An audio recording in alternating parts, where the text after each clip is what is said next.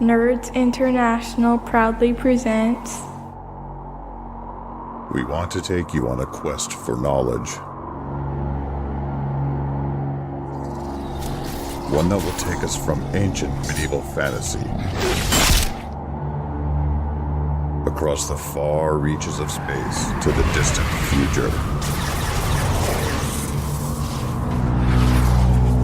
To many savage worlds.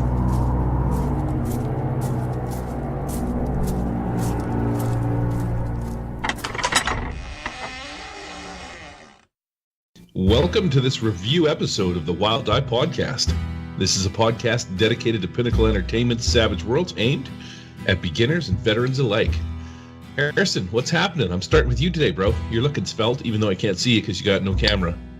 Well, I'm not wearing trousers today, so today's a good day, man. I'm really excited for this episode because we're doing a review of Beasts and Barbarians Steel Edition, which Eric is going to review for us.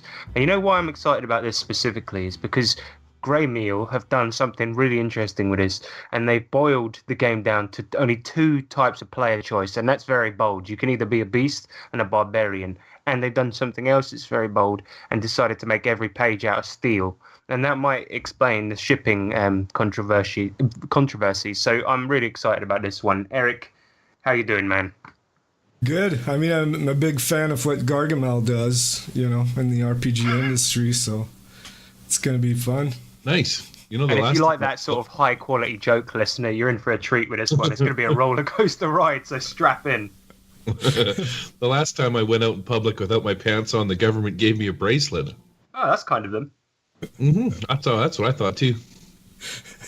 Ankle bracelet. I thought it was a weird place to put it, but I thought maybe they're just gonna making me point down. So we're doing Beast and Barbarians. I'm pretty excited about this. This is your setting, Eric. This is your jam. This is your peanut butter and jam.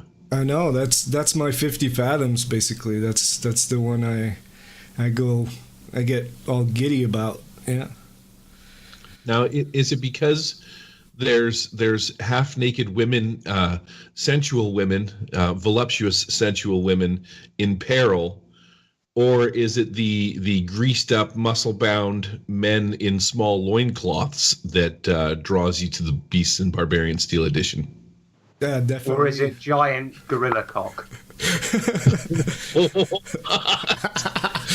It's definitely the six-pack man, all oily and gets me going. That's why you like me so much. That's why we get on so well. All right. No, but it's another review. I know this month I wanted to do Powder Mage because it's been requested, and I just received a book. But this was just basically a plug-in until I get Beasts and Barbarians because it was mailed like in August, and I just received it like 2 days ago.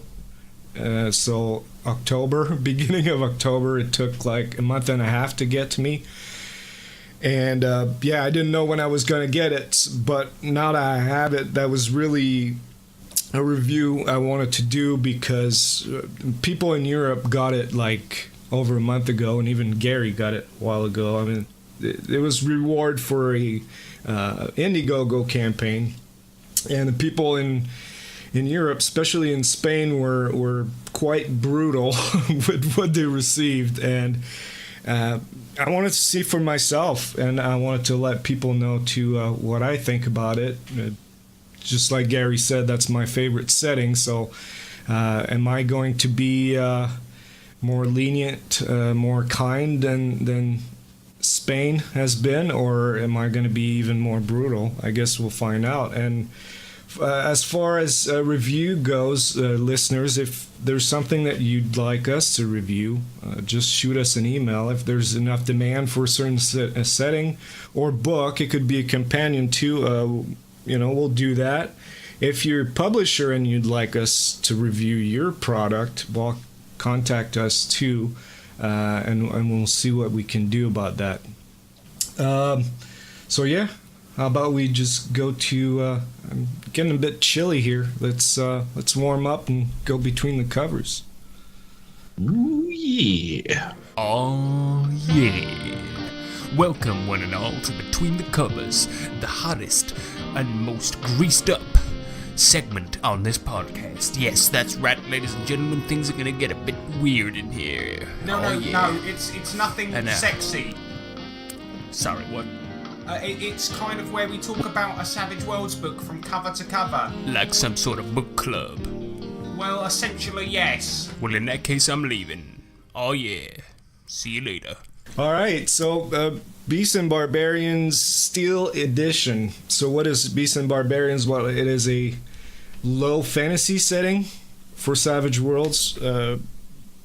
Sword and sorcery. What's different about sword and sorcery than other fantasy genre? Well, it's the treatment of fantasy, really. I mean, I could have a whole episode about this, and I know someone suggested we do Beasts and Barbarians Showdown versus what is it? Primeval Lankmar? Thule. Primeval Thule, yeah, because we've already done Lankmar. And yeah, I'm open to do that at some point if someone knows Primeval Thule real well and would like to come on the show for Showdown. We can do that. But so just a couple things. Basically, the magic is different in a low fantasy setting. This isn't part really of literature because magic isn't all that dangerous in literature. There's nothing all that different. It's mostly rituals, that type of thing.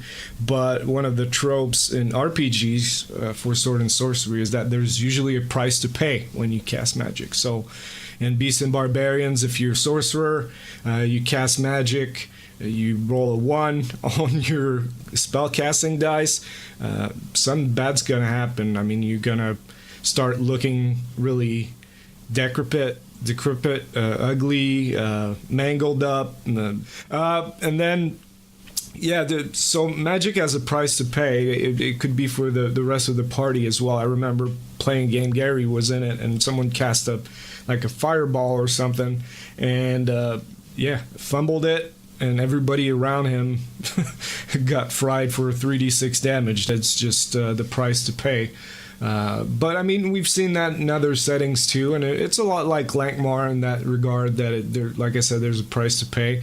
In Beasts and Barbarians, you also have the demon hunter, like in the Conan movie. That little Asian guy that's trying to get the demon out of Conan. You can play a guy like that. So you're like a monk and you fight demons. So you have powers. It's a lot like superpowers. Sorry to interrupt so early, but just a quick question. In Savage Worlds, obviously, you can build your character any way that you want.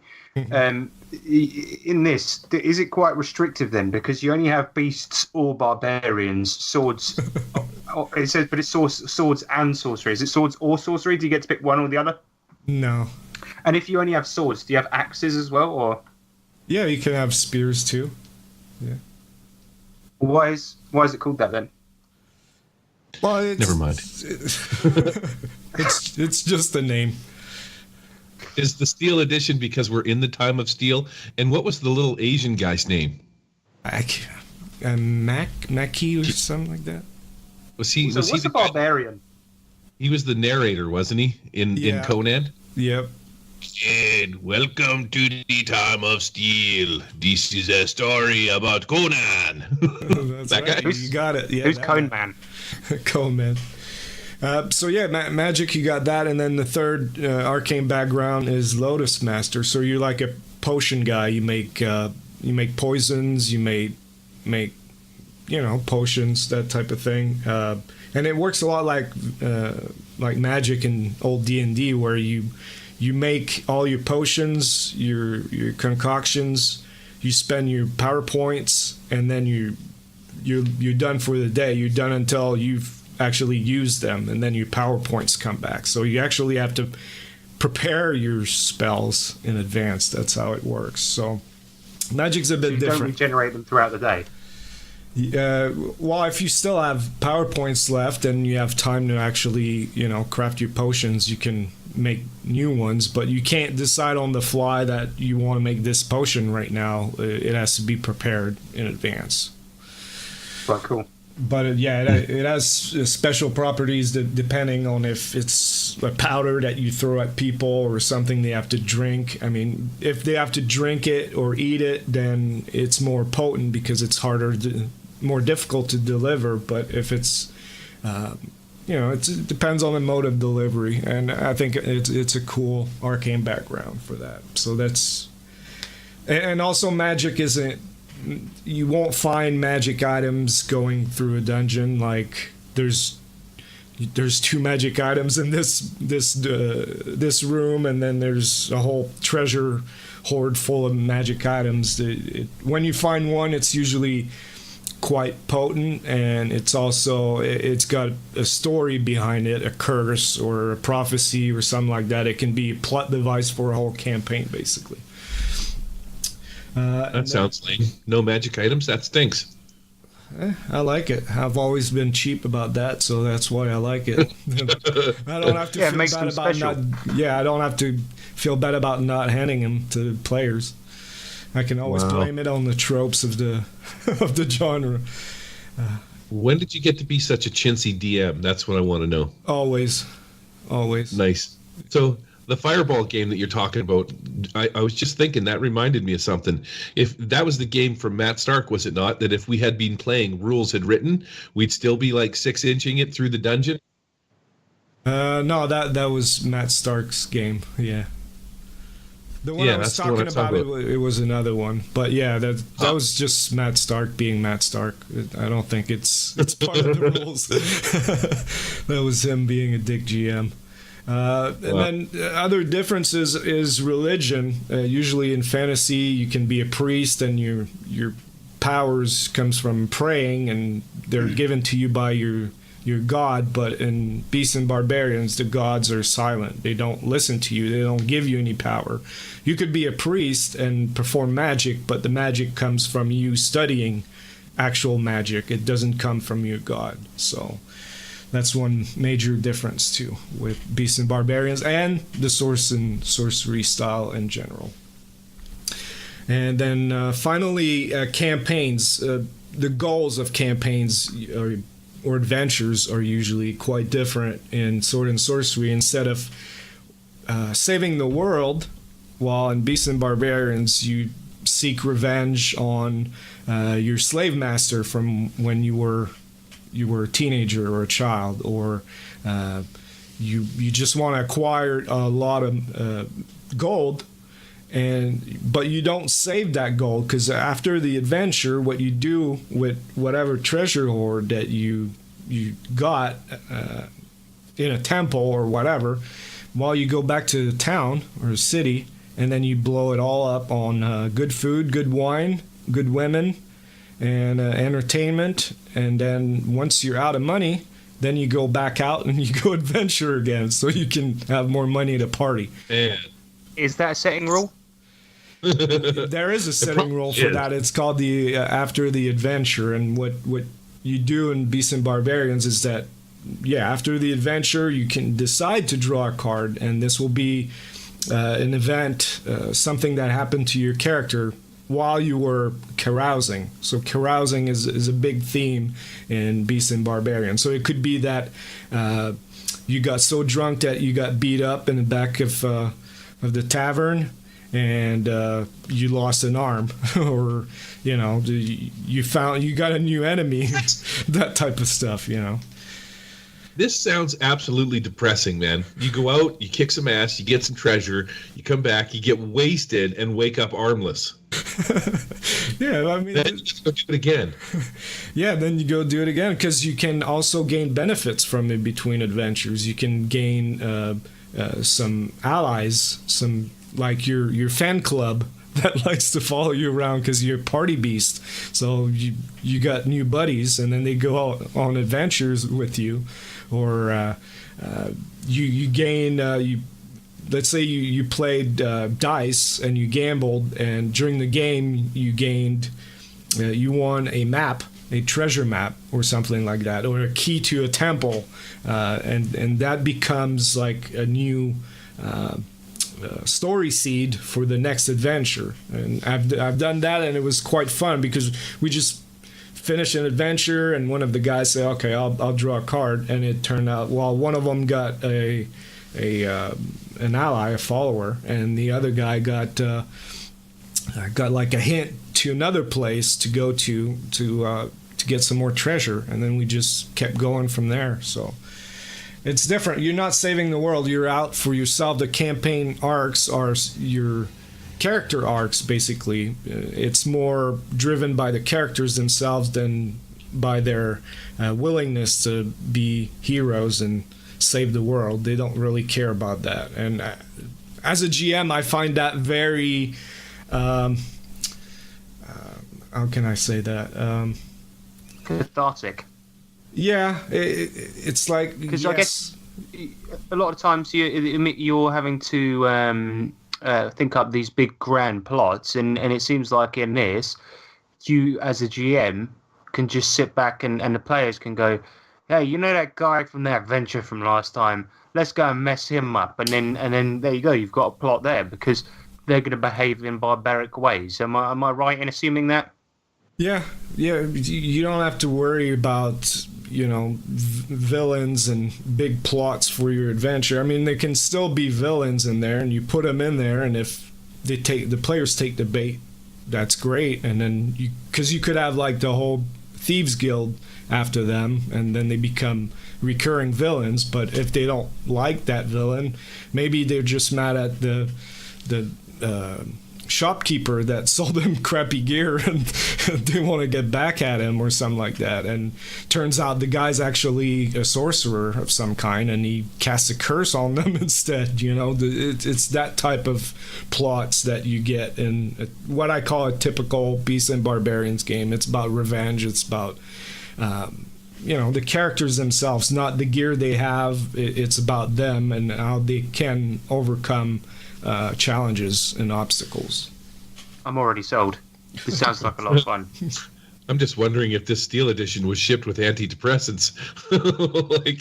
You go to the bar, you get drunk, you meet some new friends, which you call allies, and I'm just thinking red shirts, because the second you walk into a dungeon with them, they're all getting wiped out, and then all of your drinking buddies are slaughtered on the ground, laying in piles of their own blood and urine, and you're just left to steal all the treasure and go back and try and find more friends. This sounds utterly depressing. Yeah, but then think about it, Gary. Then your character gets to be like, I can't believe they took Glob away from me. I shall rip the throat of any man that kills Glob. He was the best drinking buddy I ever had. And then you go out and you just kill people, maim people, and have sex to your way to victory. It sounds amazing. Okay, well, you put it that way. This sounds like the Murder Hobo edition. Well, it does, doesn't it? It sounds amazing. Game. I know my players would love this. It's a very manly game in the sense that usually, yes, women are damsels in distress, and that's actually an edge in there that you can take. You can build a whole character around that, and it can be quite fun. But yeah, I guess it's like, I'm a nerd, and now I can play a really badass guy who's like a rock star and goes out and gets rich and can get whatever he wants. So it's like a fantasy come true. I don't see how that's depressing, Gary.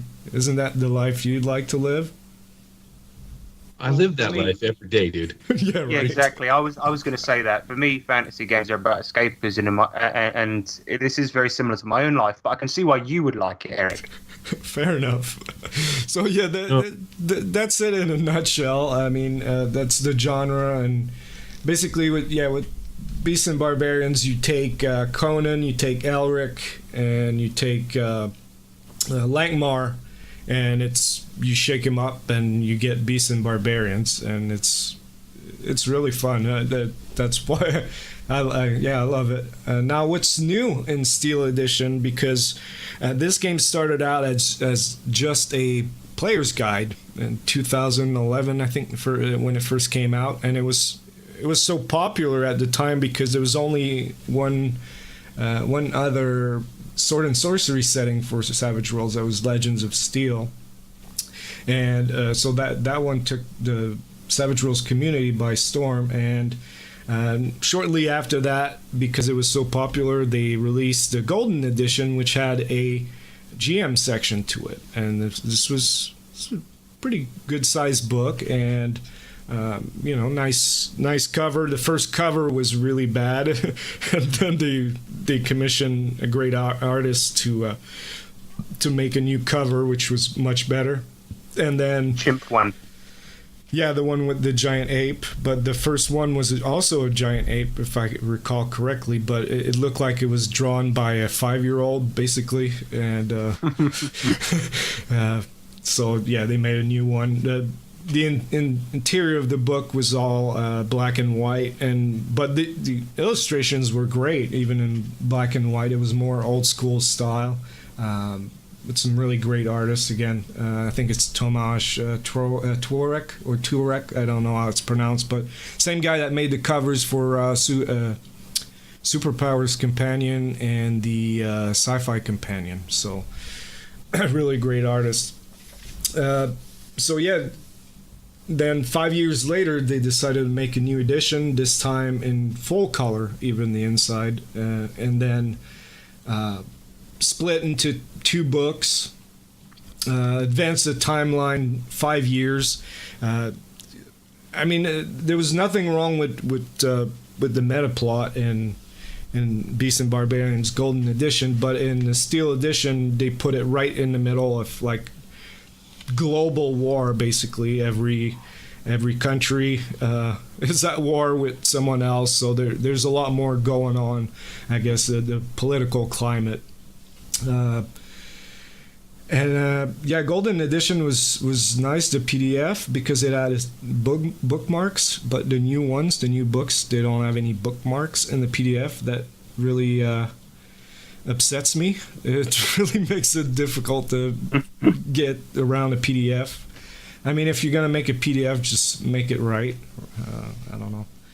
It's not that hard to make bookmarks for a PDF. You just press a button in for Adobe InDesign, and they make all the bookmarks for you. They also, like I said, it was split into 2 books now. So you have the Player's Guide and the GM's Guide. And they incorporated character options from one of the books from the Golden Edition, Jalazar, City of Thieves. So there's a bunch of new edges because of that.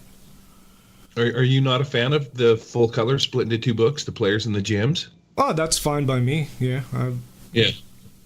I really like. Fine by me. Especially in the 50 Fathoms campaign that I'm playing right now. Like, people are always taking my book, and I need my book, but it would be handy if I could have the GM section out of my book, and then they could just have the player section. Then I know the bastards wouldn't be cheating looking through the GM notes in the back. So I think that's kind of a neat idea. There is a player's guide for 50 Fathoms, but it's only in PDF, so you'd have to print them out yourself and hand them out to the players. You got new options, obviously new edges in the new edition, in Steel Edition. There's also new setting rules, some like heroic bennies. You got steel or golden bennies. What these do is, it's more of an idea because they only give you like a couple of examples, but it's a way to award XP without awarding XP. Like when someone makes something really cool that goes beyond what you would award a regular Benny for, while the golden will give you a +2 bonus for in a certain condition. So let's say you've protected you're the one in charge of protecting the damsel in distress. So you get the golden Benny of the protector, and this one 3 times during the scenario you can it grants a +2 bonus to any soak rolls and can be shared with others as per the common bond edge. So it's very specific use of a Benny. You could have the Golden Benny of the Fast Rider, which grants you a +2 to any riding rolls and vigor rolls to resist fatigue. So it's very specific. And what's special about the Steel and Golden Bennies is that if you don't spend them, you can keep them from one session to the next. And then some of them, like the Steel Bennies, grants you a bonus well, there's an advantage to having that Benny even if you don't spend it. Just having it will give you certain benefits, but they don't.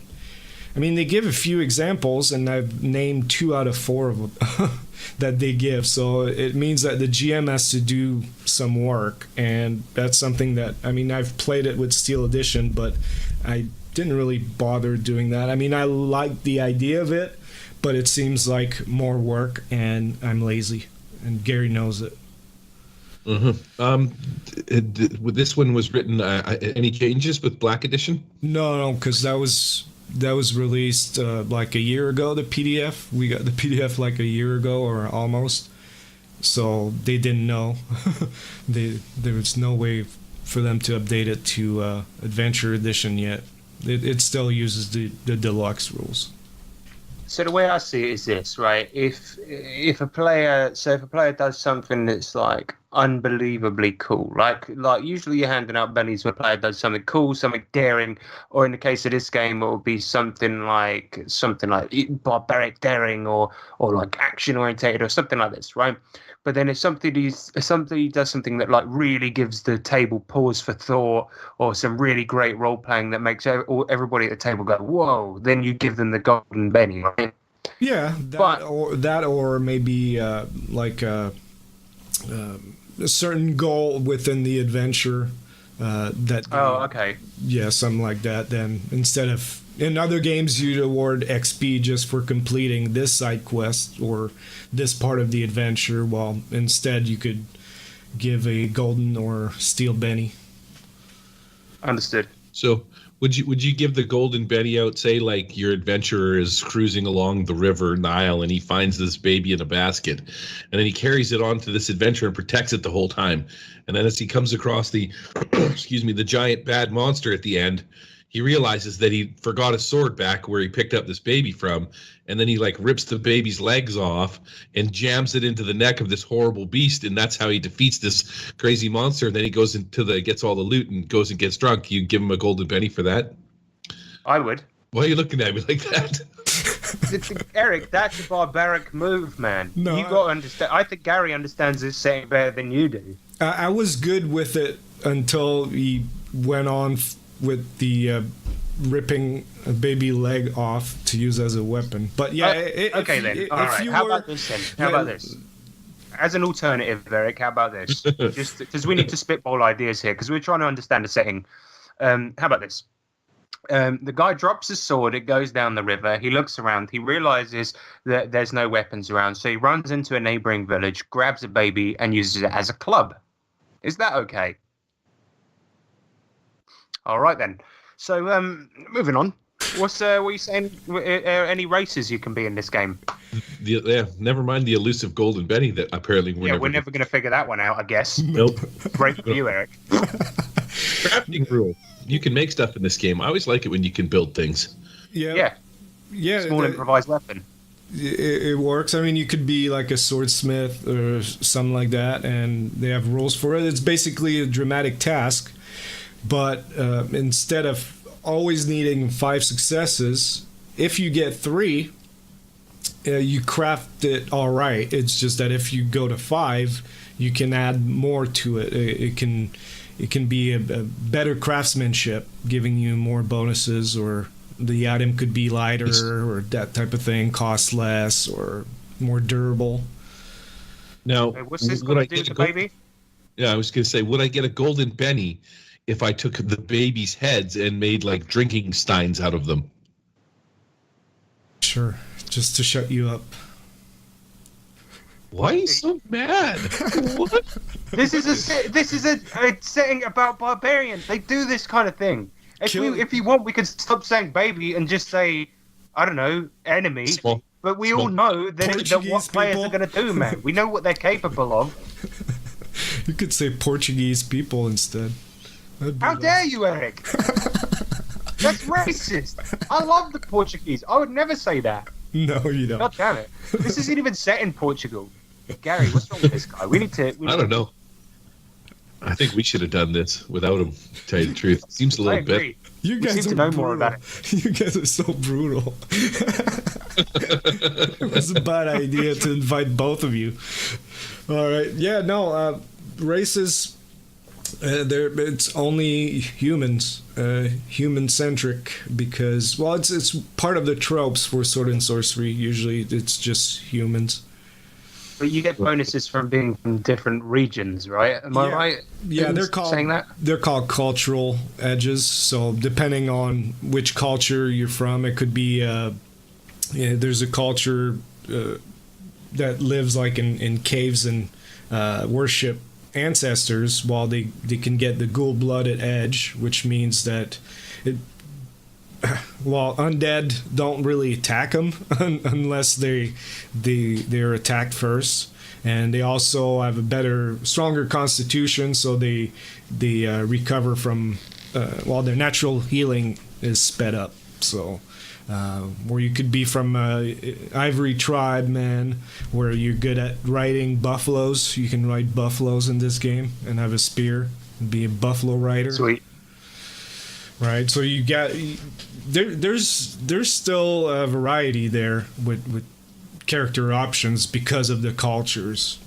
You don't need to be short or have long ears to have really a variety in character options. That's my opinion anyway. I know I'm probably in the minority. Everybody wants elves and dwarves in their setting, but you're not gonna find that in Beasts and Barbarians. No, I think that I think that about D&D anyway. So if everyone wants to be a different character, they go, oh yeah, well, I want to be a dwarf in that case. No, you could just be a human who has an interesting personality, but that's just me. Yeah, exactly. Wow, you guys are stiff today, man. I know. You also get some. Yeah, the crafting I want to talk rules. about these for a second. Yeah. Sorry, man. We keep talking over one another. No, You were it's fine. saying you could get bonuses and stuff like that. So crafting rolls out like a dramatic task, and if you succeed well, you get like extra bonuses. Yeah. I'm curious to how this works mechanically inside the game, because I wouldn't mind using something like that for crafting in, say, like 50 fathoms or something. I like that idea. Well, let's say you want to craft a armor, so you would need the repair skill to craft your armor. It would cost 50% of what the item would normally cost if you were to buy it. You need an armorer's kit or a smithy to make your piece of armor. If it's just an armorer's kit, you get a -2 for the whole dramatic task. If you have access to a smithy, well, you get +2. And now the assets that you can gain from getting 5 successes, it can be 50% weight, or 1 free soak roll per session because you crafted it so well. Okay. That's awesome. Nice. And, Yeah. and what about materials? Do you just take money off, or do you need, like, say, for example, like a big wagon full of dead? No, I'm not going to go there. But what do you Babies. need material-wise? Well, like I said, it'd be the material you need for a piece of armor would be 50% of what it would cost. So you can So it's always that. Well, let's say you want to make a major piece of knowledge, true name of a demon. That's actually crafting. That's odd. All right. Let's take a vehicle. That's the same thing. 50% of the cost. Weapon, 50% of the cost. Training a beast is kind of part of crafting. So you could, using survival or riding, you can train your beast, your mount, and then if you get 3 successes, it's train. But if you get the 5 successes, you can give it in advance. That type of thing. So those are kind of examples. I'm sure you could use it for a piece of clothing, a disguise, costume, or whatever. And then if you get 5 successes, it's so spot on that you get a bonus to stealth or persuasion while you're using that disguise. But it's basically that simple. Like I said, 3 successes, you craft it. 5 successes, you get an asset. associated with Cool. it.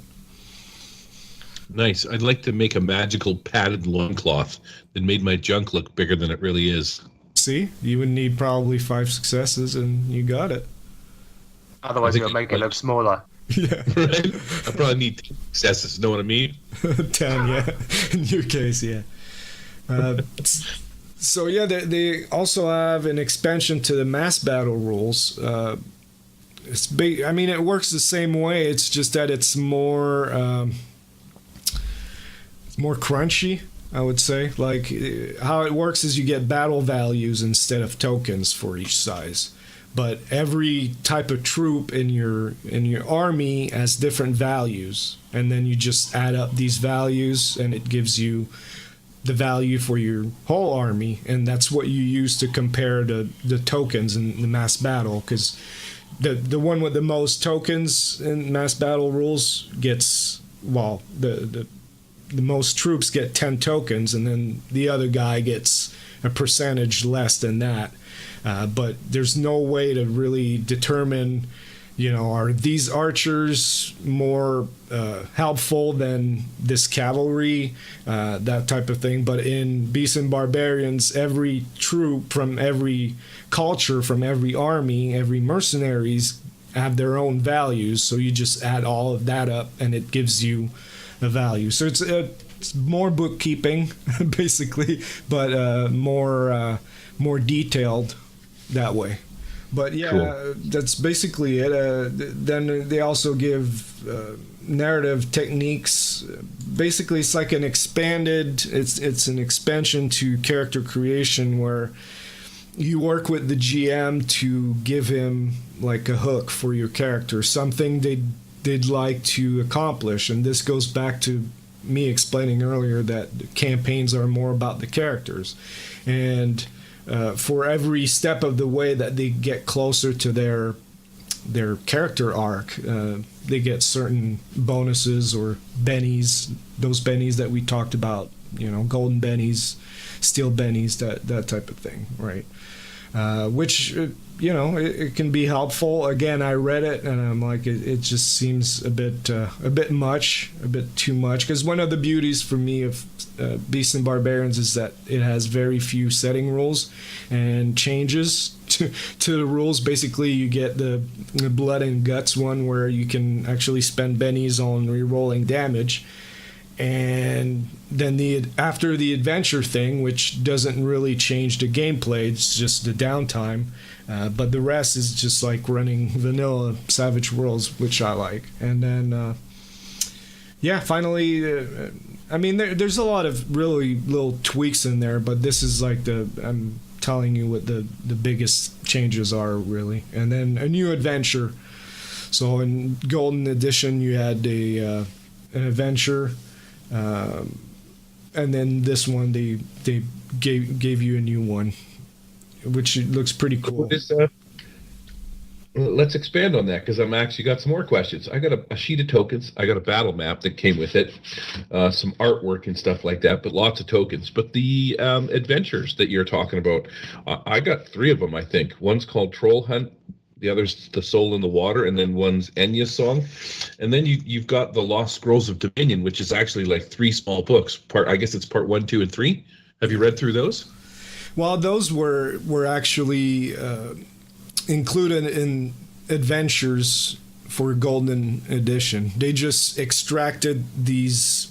It's like a gazetteer within an adventure. They extracted these parts and made those 3 scrolls, which leads us actually to the Indiegogo campaign and what you get for having given money to get that. So this was last year, and well, I'm gonna say Kickstarted, but it's, like I said, Indiegogo, and it was like $100 for what I got, which is the box set. So you got a box? Yeah. Where's your box, man? I didn't get a box. I feel ripped off. Wow, that is a box. That's a box and a bit. Yeah. You know what I So do? why didn't you get one, Gary?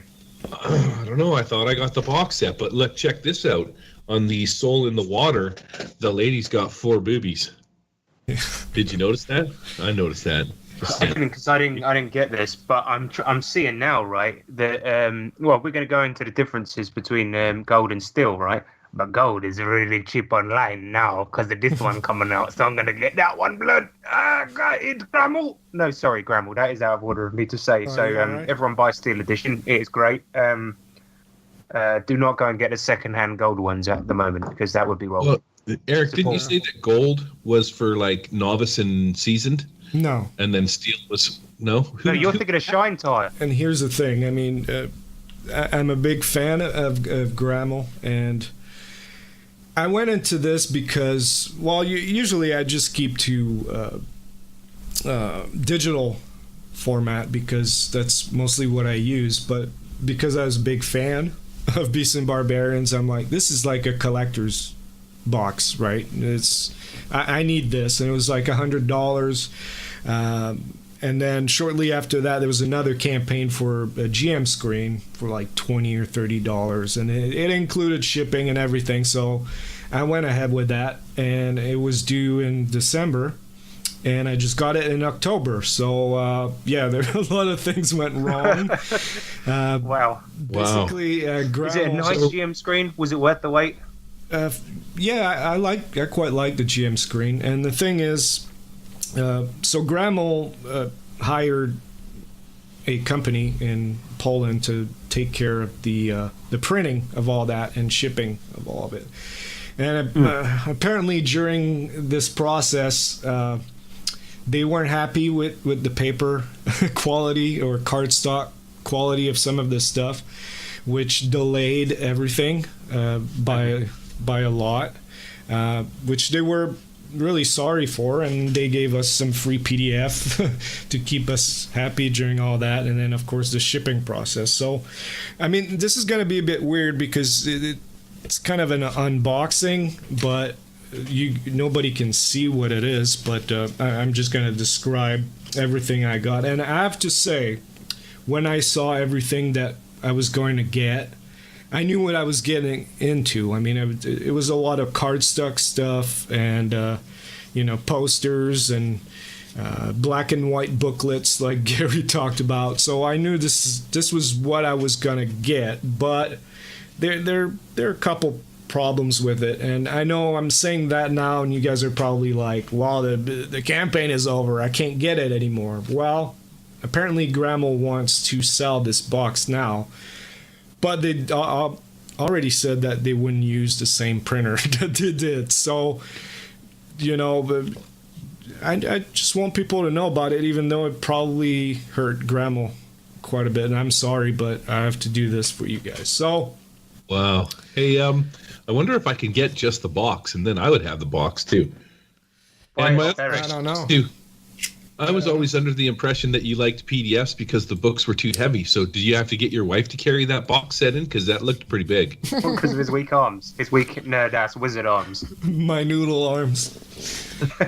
All right, so first thing, I opened the box, and of course there was the packaging, and then of course there was that nice big kind of board game type box in it, but just inserted between that box and the box itself were a bunch of posters. Okay, they're printed on glossy paper, and it features some of the artwork that you find that you see in the books and all that. But it wasn't. That's the cover art, isn't it? Yeah, that's the cover from Golden Edition, and then you get cover from the new edition, the Steel Edition. And then a nice temple like that, and I mean they're really great illustrations. I like that artist. I actually got to work with her for Wise Guys, and she's amazing. But the thing is, I mean, you get like bent corners, like it wasn't packaged well at all. Some of the printing is like worn off in the corners because it wasn't packaged right. So it feels like it was just shoved in there and let's tape up the box and ship it, I don't know. I don't like that. But okay, the box itself, it's gorgeous art on it. As for the quality, I mean, I don't really buy these box all that much. I can say it probably isn't as sturdy as the boxes from Pinnacle. It's Pinnacle's boxes look turdier. Turdier. But that said, I mean, it's a beautiful box. Nothing bad to say about it. And like I said, because I also backed the screen, I got the screen, and this is cool because it's a sort of screen I've never seen before, where the corners, well, the parts where it bends are like half an inch wider, half an inch thick, and it's really, it looks sturdy anyway. I don't know how it's gonna hold up if you keep, opening and bending and all that, but it's a lot sturdier than what you'd usually get. The screen itself isn't like the new Pinnacle screens that are low that I really like. It's just full size, and you get four panels on this screen. The cardstock itself is quite thick. It's sturdy. I noticed that. You can see that right through Skype. You can see how thick that cardboard is. Yeah, that's crazy. And the quality of the printing on it's glossy. The images are crisp and all that. It's a beautiful screen. And the screen came with a booklet also, black and white. Careful. Small black and white booklet. It's tomes of ancient lore, and in that you get astrology rules and also some pre-made encounters, which is kind of cool, right? You want to start your adventure with a cool, exciting encounter. You get that in there with, it tells you the layout of the battle and that type of thing. So that's I don't mean to be Captain Stupid here, but what's astrology? Astrology. Oh, okay, sorry. That GM screen looks pretty brutal, dude. You got to be careful you don't drop that. You could break a toe, man. That thing was thick. Yeah. You could beat some kids up with that thing. They weren't looking. He intends to. So here's something for Gary, because Gary likes that stuff, right? Paper minis. Oh yeah. So you get 5 sheets, all full of paper minis.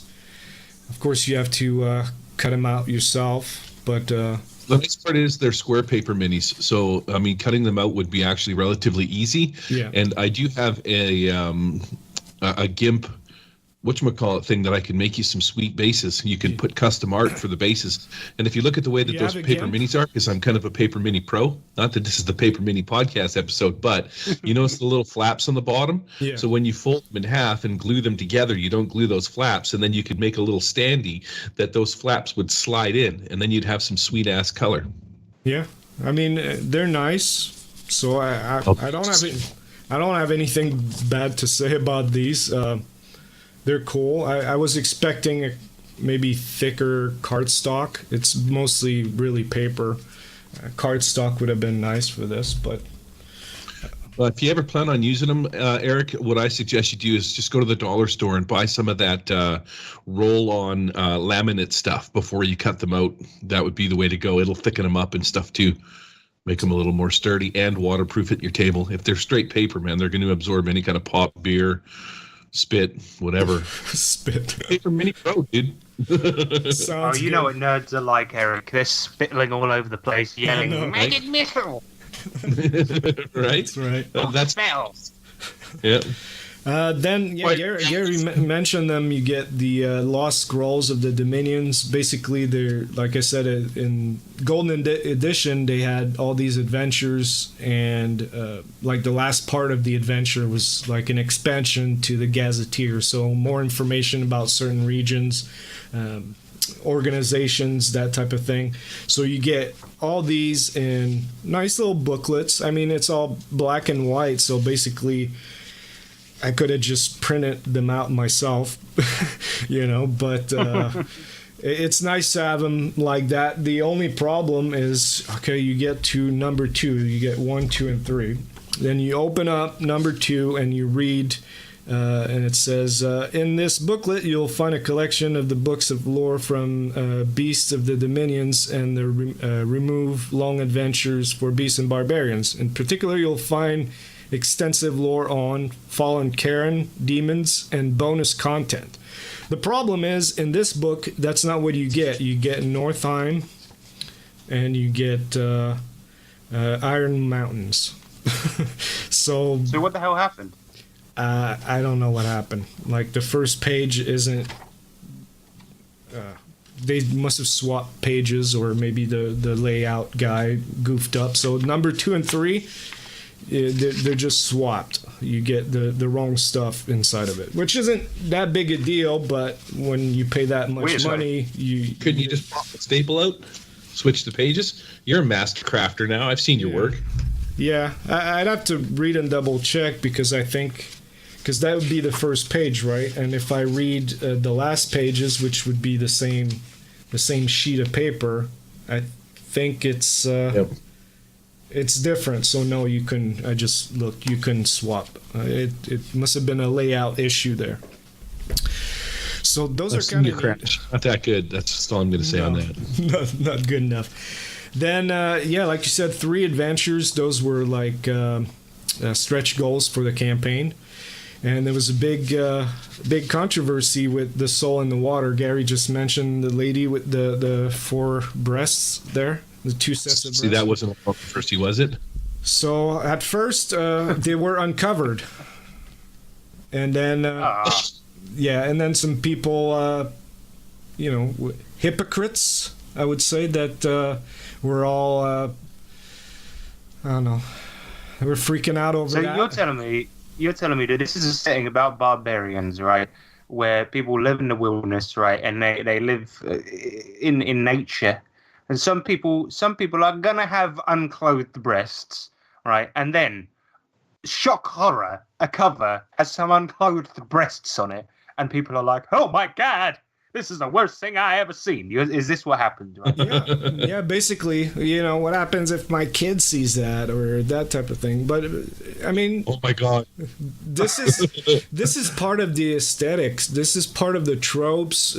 All the artists, Frazetta, and these guys that made artwork for Conan in this style.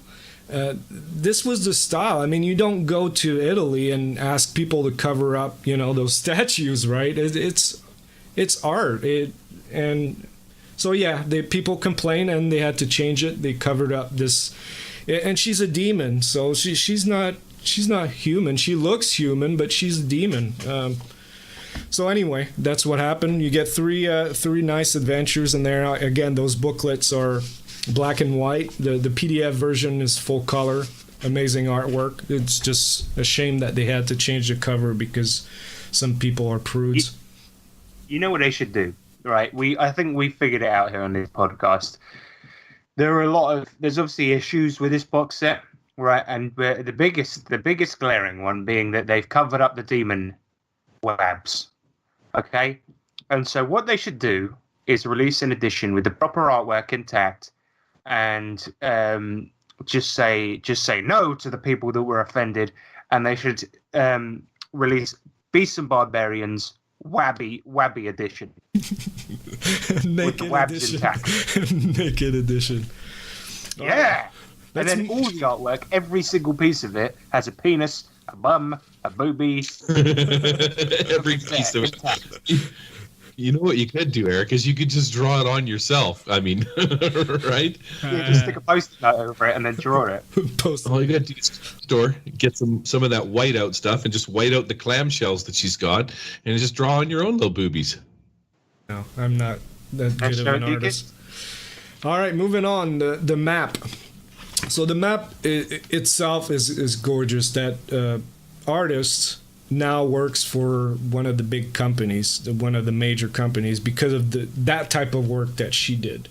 I love this map. I think it's a great map. The only problem I have with it is because it's a large map, but they only give you, it looks like maybe 10 by 14 or something like that, the size. and it's folded, so they could have made it much larger, because you put that on the table and everybody's gonna have their face 6 inches away to see all the locations in it. Please 10 make by it 14 millimeters. inches. So I don't know. There's probably some. You guys have played Battleship with your sizes for printing. What is that? C14 or A12? What do you think? That's not Eric, don't be stupid. It's Q245. Okay. So no, anyway, it's not. Things 18 by 18, maybe a foot and a half by a foot and a half.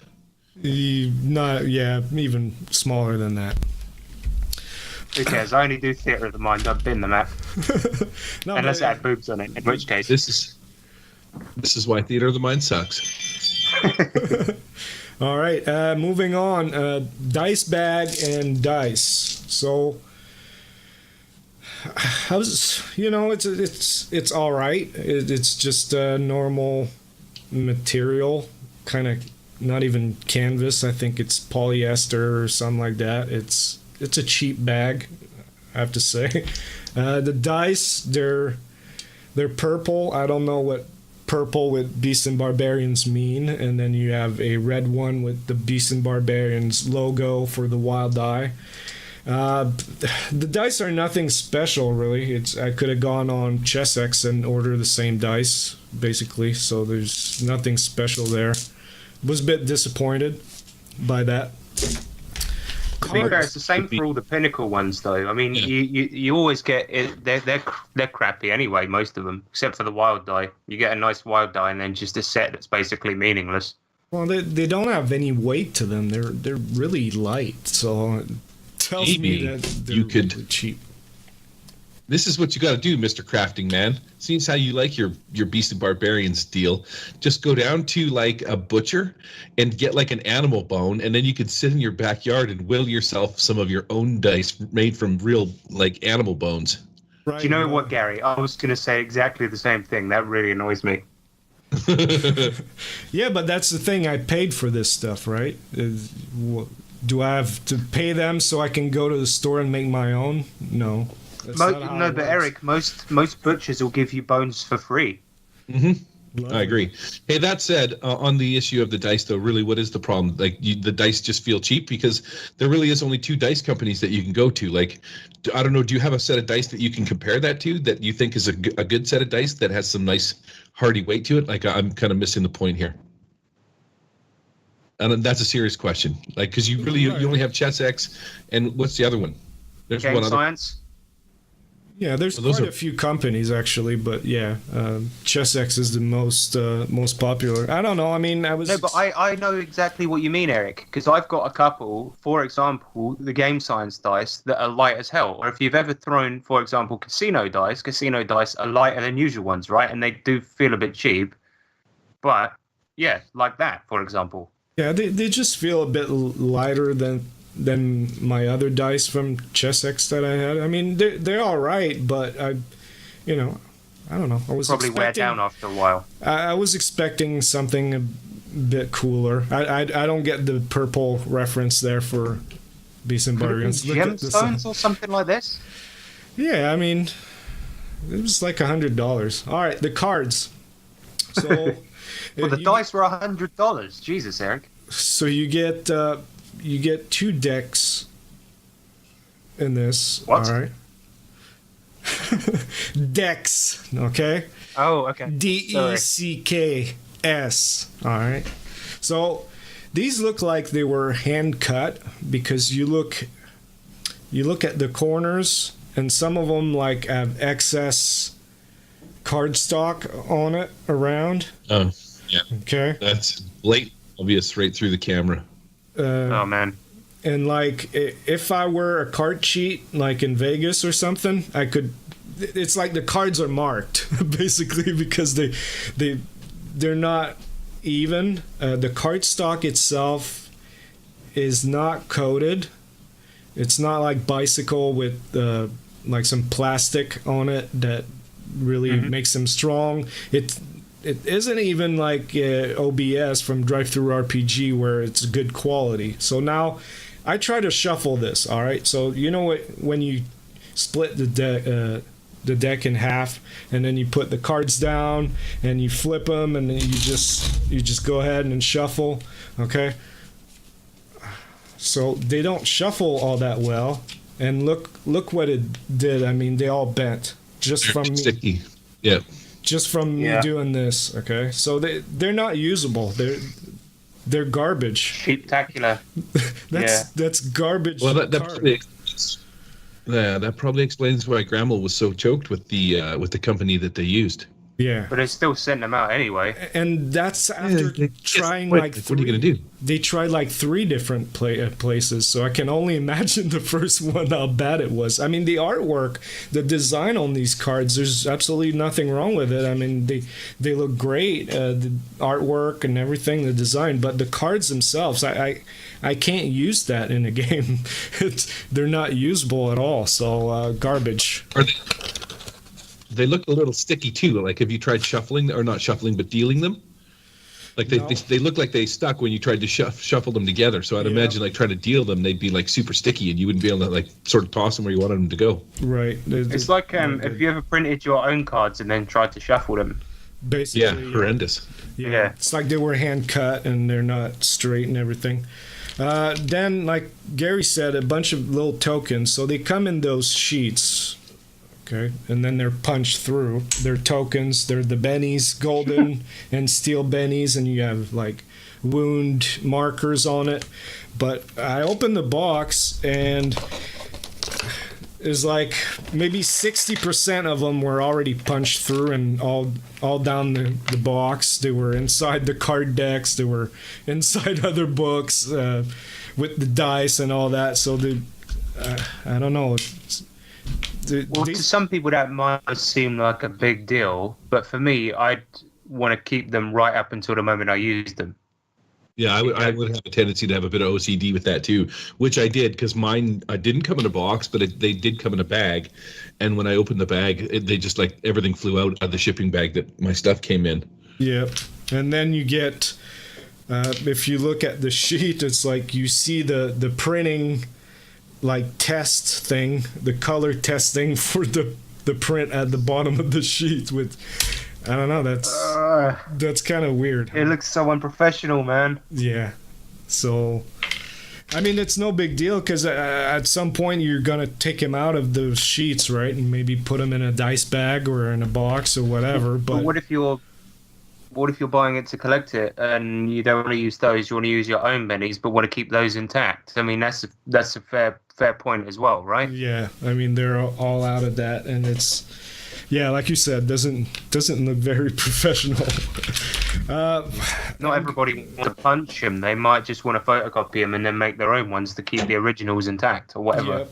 All right, the books are going to be last, but there's one more thing that they gave. That, I mean, it's nothing big, and it's kind of cool, actually. Bookmarks, and they look great artwork, like from the books and stuff. It's always nice to have bookmarks. It's like a nice little add-on in there. There's something on the back of them like numbers 1 through 8, and maybe GRAmel or someone else can contact us, because I have no idea what this is for. This is like a mini game or teaching you how to count or something. I don't see what that would be used for. It's because everyone that plays it is a barbarian. They don't know what numbers are. It's obvious. Come on, keep up. Yeah. But I tell you what, though, that saves it, though, doesn't it, Eric? I mean, there was the crappy cardstock. You had the mashed up posters, but the bookmarks. Christ Almighty! Now you feel like your £100 went somewhere. You know what I mean? I know. I had to wait like a year for these bookmarks. I'm pretty happy. So the books themselves, okay, they're like that looks like a 6x9 format, so a smaller format, and quality, it looks crisp. I mean, the illustration and all that, I open it up, the binding looks all right. I guess we'll see if it will stand the test of times. The pages themselves it's a thick, heavy paper. It's glossy. There was some a few issues with the layout that a lot of people spotted with the PDF, especially the people from Spain.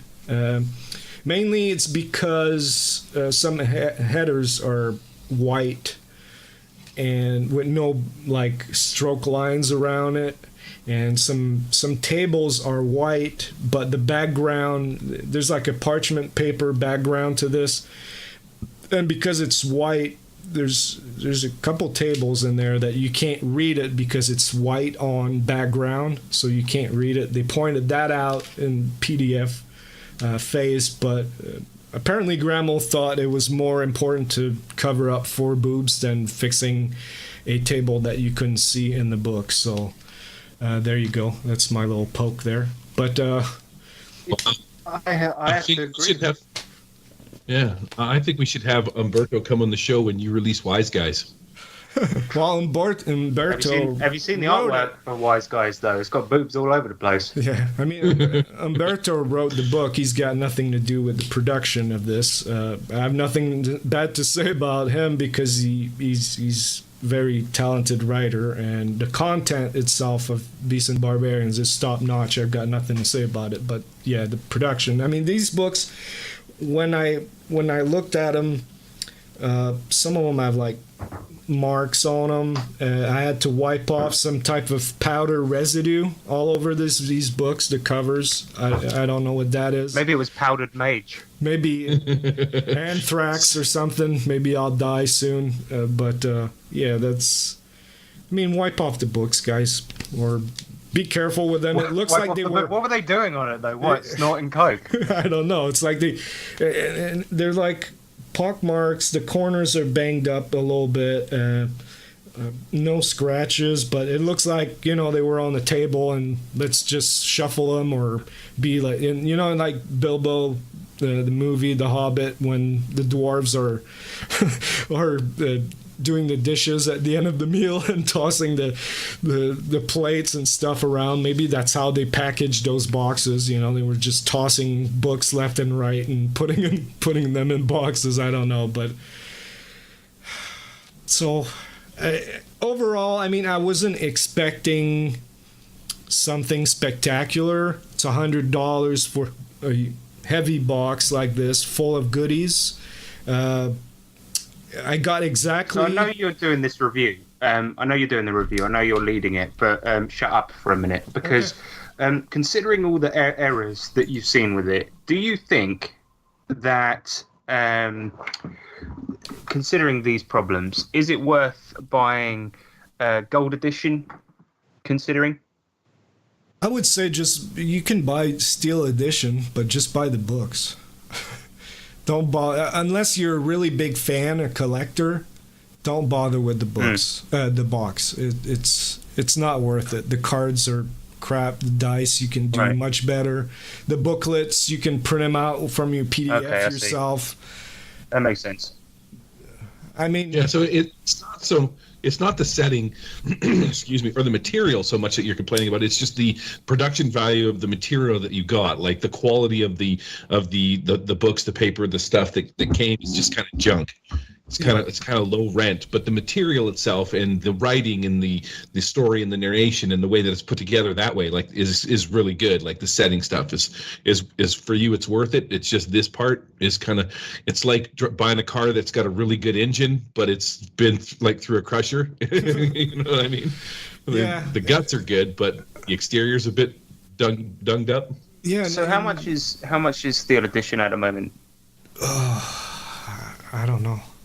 I'm so sorry. I'm asking all the hard-hitting questions. Yeah, I haven't looked, obviously, because I have it, but I would imagine they're probably $30 or $40 for each book, around that, because they're hardcover. Gold Edition is on Amazon at the moment, right? Second-hand. I know this is bad of me to say, and I know I've said it 3 times, but it's second-hand on Amazon, right, at the moment, for £20, and it's got a GM guide and the main bit in there. Or the player's hand guide, whatever you call it. I've forgotten. But then you did just call The Hobbit Bilbo the movie, so I think we're all right. Bilbo the movie.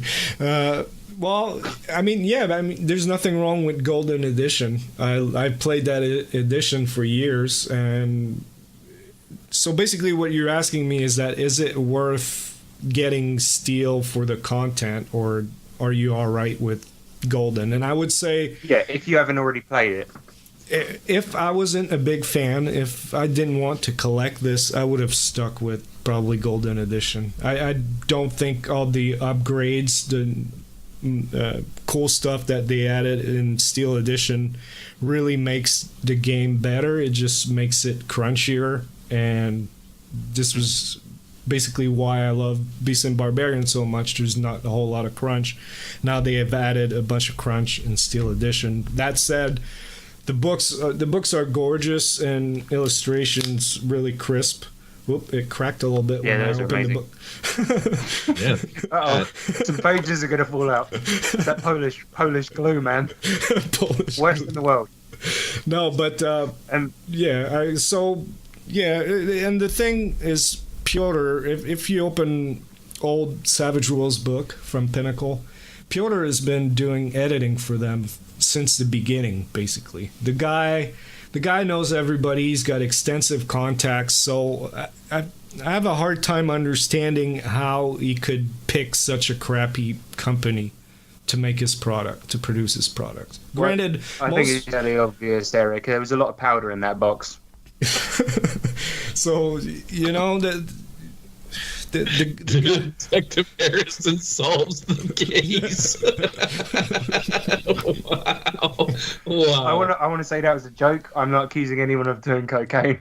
They do not do cocaine. That is a fact. All said and done, you're into this bad boy for $100. This box is probably going to sit on your shelf because you have no friends. What are you doing to rectify that? Have you started a Tinder page, a fluffer page? So have you got some kind of online? Do you think his profile? wife would be okay with him going on Tinder or Fluffer trying to find somebody to play Beasts and Barbarians with? He's like, oh yeah, you know this game that's got a woman with 4 tits on the cover. Like, can you come and play this with me? And his wife's like, Eric, what is this? Well, one great thing about Beasts and Barbarians is that they have a setting rule for, well, it's not really a setting rule, but it's a mode that you can play with just one player. So see, it'll make it easier for me. The Lone Wolf, it's called. So you can play. I don't think it works with that mirror, Eric. No, I mean, I ran it last year for my stepson, and now he says his girlfriend wants to try, so... And we played Beasts and Barbarians, and we played Deadlands, and we played other games, and Beasts and Barbarians was his favorite too. So that's probably what we're gonna play. And now I've got all these paper minis, and I've got a bunch of card decks that I can't use, and some cheap dice that maybe I'll just give to them. Though it does sound awesome, to be fair. The setting sounds amazing. So I've put the gold edition firmly in my basket on Amazon because that looks awesome. But I don't know if I'm going to pick up this box set. Clint Black, if you're listening, gaming table for 2, please. Gaming table for 2. Line. It's called a chair, Gary. But yeah, now just if it's okay with you guys, I've got a quick message from our sponsors. I'm scared. Your mum. Your mum is a beautiful, lovely woman. No, James, you're supposed to promote our other podcast. Oh, yeah. So everyone listening to this should come and listen to the Tabletop Twats as well. Yes. It's a podcast me and James run. James has just arrived at my house. What's up? What is happening, Mr. Exciting Pants? Many bacon grease thoughts. Oh, yeah. Come to the land of Greece. Come to America in November. So anyway, yeah, that's it. Listen to our other podcast, Tabletop Twats, please. Thank you very much. Goodbye. Awesome. Well, you've come to the right podcast to talk about bacon grease, because, man, if you want to slather up and be like a true barbarian, you got to wear your loincloth with your bacon greased, sexy, loined up, oiled up kind of deal. Right, Eric? Yeah, we were talking earlier, James, about using a baby as a club. That can work. Yeah, so... Right? See? Eric's the only one that got offended by this thing, man. 4 boobs and a baby club. Now we're talking. Now we're talking. Setting I will buy. I came into this hearing that there's a solo, a way to play this solo. So I'll best get some more lube in and get reading. It probably also involves bacon grease. I thought it was a recording of James. Hi, James. I don't know. Hello. Seems like he was coming from beyond, or I don't know what was No, happening. that's just the way his voice sounds. He sounds like a recording. I thought it was like a flashback of my days doing illicit substances.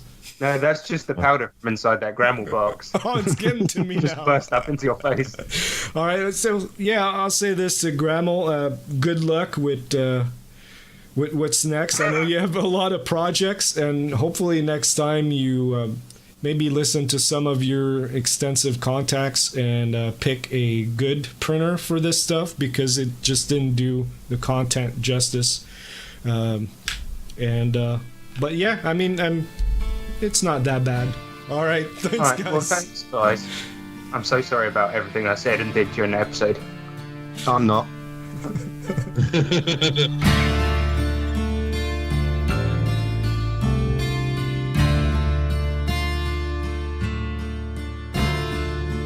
The Wild Eye Podcast is not affiliated with or endorsed by Pinnacle Entertainment Group or official Pinnacle licensees. Any of the products mentioned on our show or appear on our website are the property and copyright of the respected owners. All music and artwork is used with permission of Pinnacle Entertainment Group. All items are used under fair use and educational and review purposes. All other items are the intellectual property of the Wild Eye Podcast.